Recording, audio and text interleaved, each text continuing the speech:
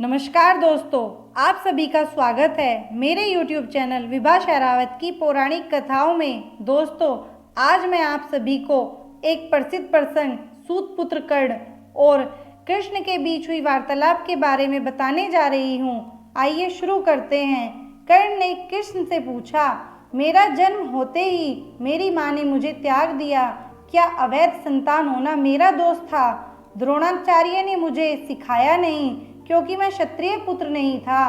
परशुराम जी ने मुझे सिखाया तो सही, परंतु श्राप दे दिया कि जिस वक्त मुझे उस विद्या की आवश्यकता होगी मुझे उसका विस्मरण होगा, क्योंकि उनके अनुसार मैं क्षत्रिय ही था। केवल संयोगवश एक गाय को मेरा बाण लगा और उसके स्वामी ने मुझे श्राप दिया, जबकि मेरा कोई दोष नहीं था। द्रौपदी स्वयंवर में मेरा अपमान किया गया। माता कुंती ने मुझे आखिर में मेरा जन्म रहस्य बताया भी तो अपने अन्य बेटों को बचाने के लिए।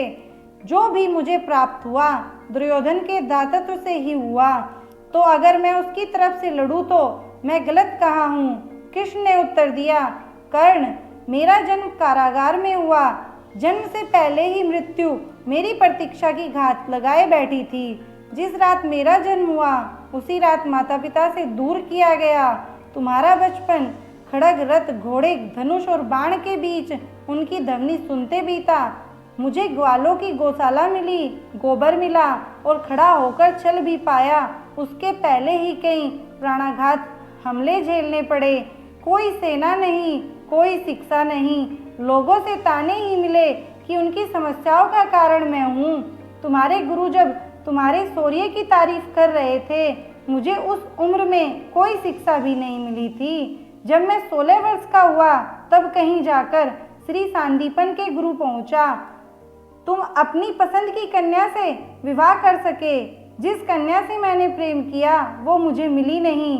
उनसे विवाह करने पड़े जिन्हें मेरी चाहत थी या जिनको मैंने राक्षसों से बचाया था। मेरे पूरे समाज को यमुना के किनारे से हटाकर एक दूर समुद्र के किनारे बसाना पड़ा। उन्हें जरासंध के से बचाने के लिए रण से पलायन के कारण मुझे भीरू भी कहा गया। कल अगर दुर्योधन युद्ध जीतता है तो तुम्हें बहुत श्रेय मिलेगा। धर्मराज अगर जीतता है तो मुझे क्या मिलेगा? मुझे केवल युद्ध और युद्ध से निर्माण हुई समस्याओं के लिए दोष दिया जाएगा। एक बात का स्मरण रहे कर्ण, हर किसी को जिंदगी चुनौतियां देती है। जिंदगी किसी के साथ नहीं न्याय करती। दुर्योधन ने अन्याय का सामना किया है तो युधिष्ठिर ने भी अन्याय भुगता है, लेकिन सत्य धर्म क्या है यह तुम जानते हो।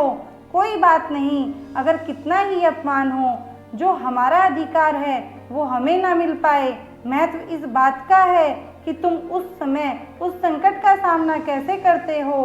रोना धोना बंद करो कर्ण। जिंदगी न्याय नहीं करती, इसका मतलब यह नहीं होता कि तुम्हें अधर्म के पथ पर चलने की अनुमति है। श्री कृष्ण से हमें बहुत कुछ सीखा जा सकता है। जय श्री कृष्ण, जय श्री कृष्ण, जय श्री कृष्ण।